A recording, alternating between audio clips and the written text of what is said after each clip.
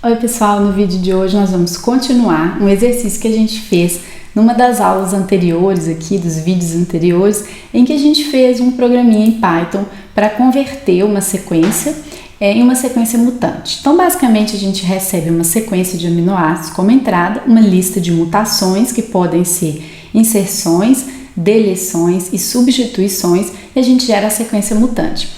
Na aula de hoje, então, eu queria falar um pouquinho sobre a modelagem molecular desse mutante, tá? Então, a gente vai fazer junto aqui uma atividade prática em que a gente vai pegar uma sequência e vai construir um modelo por homologia, fazer algumas análises desse modelo, tá bom? Então, vamos lá. Eu estou aqui com o site do Swiss Model aberto. O Swiss Model é um servidor web para modelagem de proteínas por homologia, tá? Então aqui a gente já tem vários, tem um repositório, tem vários modelos já prontos, inclusive do coronavírus, né? Mas vocês podem vir aqui no Modeling, né? E abrir o nosso workspace aqui, tá?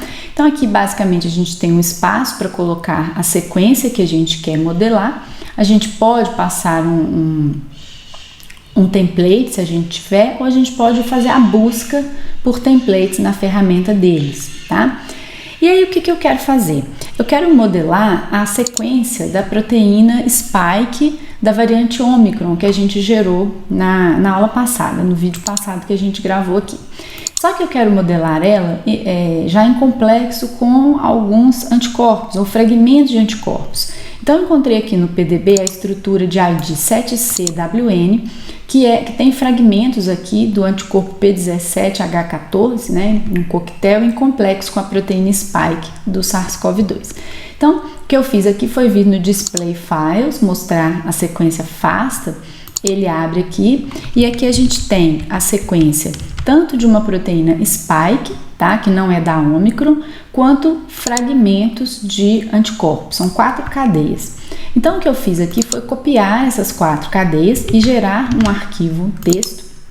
Eu colei elas aqui e colei a minha spike Omicron aqui, tá? Se vocês observarem, a gente já tem as mutações introduzidas. Por exemplo, a gente introduziu uma sequência EPE, né? Glutamato, prolina, glutamato.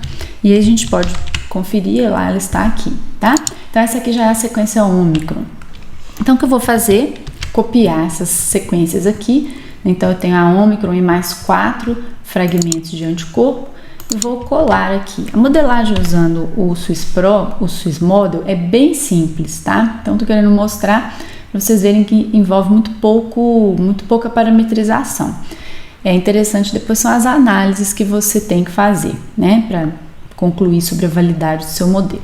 Então aqui você pode colocar um título se você quiser e você pode colocar o seu e-mail se você quiser também, tá? Eu gosto de colocar porque demora o modelo, né, a ser executado, então a gente pode ir fazer outra coisa e aguardar. E basicamente é isso que ele fica fazendo aqui, ó, ele está rodando, né, ele está rodando algum método. E aí você fica vendo a sequência rodando aqui, isso é só uma forma de mostrar que ele está em execução, tá? Então temos que aguardar. Bom, pessoal, então terminamos aqui a primeira fase. No meu caso, levou mais ou menos 20 minutos. Essa primeira fase aqui é a busca dos templates. A gente já podia ter mandado modelar tudo direto, mas eu gosto de dar uma olhada nessa fase inicial aqui, tá? Então ele obteve aqui 28 templates ordenados aqui, tá? Pela cobertura e tem algumas outras métricas que a gente deve também buscar perseguir, tá? E normalmente elas são métricas que quanto mais próximo de 1, melhor, ou 100, né? Então a gente tem aqui diversos templates e o mais importante aqui para mim é a cobertura, realmente, tá? Então o que a gente está vendo aqui? A gente está vendo aqui as 5 sequências que eu passei, tá? Então as sequências dos anticorpos são essas pequenininhas aqui, são os fragmentos, e essa sequência grande que é a proteína spike, tá? Então a cobertura é quase 100%, tá? Vocês estão vendo que tem pequenos sombreadinhos aqui, são pequenas mutações, né? Que era esperado. E como vocês podem observar, é a própria proteína que eu passei aqui, né, como modelo os fragmentos de anticorpo, tá? Então a gente pegou justamente esses fragmentos aqui da proteína 7CWN e foi o mais promissor que ele encontrou aqui, o que é ótimo, tá? Basicamente, construir esse modelo aqui deve ser simples, porque a gente tem uma proteína muito similar e os fragmentos de anticorpos são idênticos, tá? Então a gente tem um problema que é bem tranquilo para modelar por homologia. A gente tem muita cobertura e as métricas também aqui, né? A identidade, por exemplo, é bem importante, né? Que ela seja alta. Então, se a gente tiver uma alta cobertura e uma alta identidade, muito provavelmente a gente consegue gerar um modelo de boa qualidade. A gente pode seguir, né? A gente deixa marcado esse aqui mesmo e já manda construir os modelos. Então, a construção dos modelos também é um processo que leva algum tempo, tá? Então, se você, né, o ideal é você deixar o seu e-mail e ir fazendo outra coisa, ou então salvar esse link aqui da URL, né, para acessar posteriormente, porque realmente é um processo que demora um pouquinho. Muito bem, então terminamos agora de rodar a modelagem, foi relativamente rápido aqui, né, e já temos um modelo, tá? Escolhemos um template, temos um modelo, tá? No caso era bem simples porque a gente já sabia qual era o bom template, tá? Então aqui a gente tem que olhar algumas coisas, né? Ele traz pra gente aqui algumas métricas. Então, por exemplo, o QMQE. Esse QMQE é o Global Model Quality Estimate, quer dizer, é uma estimativa global da qualidade do modelo, tá? Então, ele faz uma estimativa que combina propriedades tanto do alinhamento do target com o template, né? Então isso é calculado antes, quando a gente obtém já os templates, quanto também da estrutura do template, tá? Então, esses valores são calculados e para fazer essa predição aqui, eles usam um modelo, uma rede neural, tá? Na verdade, é um perceptron multicamadas que é treinado para predizer um score famoso que é o IDDT, tá? Então, depois que o modelo é construído, essa métrica é recalculada, né, o GMQE, e a gente tem também a métrica, essa outra métrica aqui do ladinho, que é o K-min-DISCO, tá? Então, essa outra métrica, ela já é conhecida que ela correlaciona com aquele índice IDDT, né, que é uma métrica muito usada também. A ideia aqui é o seguinte: quanto mais próximo de um, melhor, tá? E isso aqui também depende do tamanho do seu modelo, tá? Então, modelos igual esse que eu gerei aqui, muito grandes, eles tendem a ser prejudicados, tá bom? Bom, então olhando aqui, aparentemente as métricas, né, não são ruins, né? A gente já esperaria, conhecendo os templates. E aí aqui a gente tem um monte de outras métricas, né? E como a gente pode ver, ele não tá no azul, né, mas também não tá muito ruim, tá? Então isso é o normal de se obter quando a gente faz uma modelagem por homologia mesmo, tá bom? Então vocês estão vendo aqui a estrelinha lá no final, né? Porque essa proteína é muito grande, né? Proteína grande com muitas cadeias, então nesse sentido é desafiador. Vocês podem olhar o alinhamento aqui, se for de interesse, né? Demora um pouquinho a carregar, tá? Mas vocês podem comparar, né? Então fica um pouco difícil no meu porque tem muitas cadeias, né? Mas é possível analisar esse alinhamento aqui, se desejado, tá? O meu é muito grande aqui. E é interessante que assim, ó, a gente vê as partes em azul, são as partes que têm maior confiança, né, na qualidade, e normalmente os loops, que são regiões mais flexíveis, ficam em vermelho, porque realmente eles têm métricas piores, tá? Então a gente sabe que todo método de modelagem tem mais dificuldade em modelar os loops, tá bom? Se clicar aqui nesse Structure Assignment, abre uma outra telinha que tem muitos detalhes aqui também, né? Por exemplo, o pessoal gosta bastante de olhar o gráfico de Ramachandran, né? No caso aqui a gente tem as regiões mais favoráveis em verde, menos favoráveis, as, digamos, proibidas, né, em branco aqui. Então a gente pode ver as regiões que estão pior modeladas aqui, né. Então a gente pode até se afastar um pouco para ver onde é que isso está. Tá bem aqui, né? Provavelmente na interface. Né? Mas em geral, né, é isso. A estrutura, a qualidade do modelo não é ruim. A gente tem aqui que quase 90%, né, mais de 90% estão em regiões favoráveis, poucos clashes, poucos outliers, né, poucos outliers também em termos de rotâmeros, poucas ligações improváveis, né, ruins aqui, poucos ângulos com relação ao todo, tá? Então um resumão, assim, tá? Tem a qualidade por resíduo, tá? Então isso é interessante de ver também. Se você estiver interessado numa região específica que interage com ligante, alguma coisa assim, você pode sempre olhar, né, específico aqui a região, se ela está numa região vermelha, que é uma região de mais baixa qualidade, ou numa região mais azul, né, que é de mais alta qualidade. E é isso, aí aqui a gente faz o download, aqui clicando aqui, né, você pode fazer o download em vários formatos, o mais comum é o PDB, e aí ele salva um arquivo formato PDB, como qualquer outro.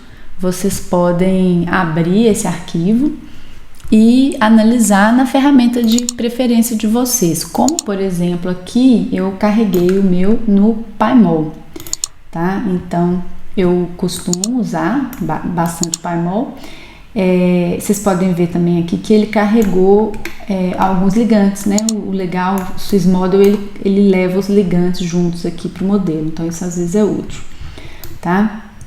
Então essa proteína em verde aqui é o meu modelo, e se eu quiser eu posso buscar a proteína que eu utilizei, que é a 7CWN. Demora um pouco, mas eu posso buscar lá no PDB a estrutura que eu usei de template, tá vendo? Então, certamente é muito próximo, porque eu usei para template, tá? Então, essa é a ideia. Tem algumas regiões aqui que são mais modificadas, estão vendo? Os loops aqui, ó, né? Que tem algumas modificações importantes. Tá? Então, o que eu poderia querer olhar aqui, né? Poderia querer olhar algumas questões. Então, por exemplo, se eu vier aqui no Display Sequence, eu sei que em azul aqui eu tenho a proteína original, né? Então, vamos ver se eu consigo identificar alguma coisa interessante aqui. Que é o seguinte, vamos ver aqui uma região que eu fiz uma inserção. Era na região 214. Aqui, ó. Esta região aqui, que tem esse EPE ali, ó. Eu vou exibir como esferas, só para chamar mais atenção, e vou mandar centralizar. Tá? Então, o que é essa região aqui? É uma região em que a gente teve uma inserção, tá? Na variante Ômicron. Então aqui eu vou apagar as esferas para ficar menor. Vou exibir como bastão. Estão vendo? Nem foi uma região que provocou tanta modificação. Por quê? Porque quando a gente fala em modelagem por homologia, né, a gente está falando em forçar a estrutura a ocupar a mesma conformação da outra. Tá? Então isso é muito importante. Então vocês vejam que aqui a gente teve a inserção de 3 resíduos, o loop ficou sim um pouco mais distendido, né? Aqui, ó, ficou um pouco mais distendido, tá? Mas a gente não tem como garantir que a estrutura é essa, tá? Porque foi realmente um modelo construído com base naquele template, tá? A gente pode tentar olhar também os anticorpos, né? Que são essas cadeias que estão aqui em cima, né? Se houve alguma mudança importante. Então, o ideal seria olhar cada uma das mutações, né? Como é que isso poderia, né, repercutir ou não na formação dos contatos, tá? Dos contatos aqui da proteína spike com os fragmentos de cadeia de anticorpos, que são bem esses aqui, que estão aqui em cima, tá? Então, por que essa análise é uma análise que pode ser trabalhosa, complicada, né? Porque a gente tem, por mais que a gente tenha aqui os nomes, né, os números das mutações, vou trazer aqui para mostrar para vocês. Aqui, ó. Por mais que a gente tenha a lista de mutações, combinar aqui a numeração da sequência nem sempre é fácil, tá? Porque a gente tinha aqui, por exemplo, na posição A, que era na posição 67, que era um A, foi mutado para um V. Acontece que para eu encontrar o 67 aqui na proteína azul, nem sempre é simples, porque a numeração muda. O 67 aqui é um A, né? Então, não está aparecendo que está casando, tá? Então, às vezes é difícil pela numeração e também é muito importante vocês saberem que aqui não está alinhado. Então, a gente não tem aqui um alinhamento de sequência, tá? Vocês vejam que essa região aqui, ó, ela está faltando. Então, se eu tivesse que alinhar, eu teria que alinhar a partir daqui, ó. Esse Q alinha com esse Q, esse C alinha com esse C. Então, às vezes a análise por meio do próprio PyMol, uma análise visual, ela é difícil, ela é proibitiva, tá? Então aqui o que a gente está conseguindo ver é só realmente uma visão geral da estrutura, tá? Então, possivelmente depois eu vou fazer um outro vídeo com outras alternativas para fazer esse comparativo aqui, tá? Uma análise mais detalhada do que realmente mudou aqui, tá? Mas então a ideia de hoje era só para fazer esse pipeline total da modelagem, né? Que é uma modelagem mais simples, uma modelagem que não traz tantos desafios, por ser uma proteína que já existe, né? Da mesma espécie, já existe essa proteína no PDB, e a gente simplesmente gostaria de dar uma olhada nas mutações que acontecem na variante Ômicron. Lembrando sempre, frisando sempre que essas ferramentas de modelagem, elas não foram feitas de fato para acessar mudanças conformacionais, né? Mas mudanças locais. Então, se essas mutações provocam apenas mudanças locais, né, nas interações ali localmente, é possível ver. Se não, esse tipo de ferramenta não é a ferramenta adequada para analisar grandes mudanças conformacionais, tá bom? Bom, então essa foi nossa atividade prática de hoje, espero que tenha sido útil para vocês. Se vocês gostam, né, ou gostaram desse tipo de atividade, não deixe de deixar pra gente aqui o curtir, né, e um comentário também sugerindo outras atividades desse tipo que poderiam ser interessantes, tá bom? Então, até o próximo!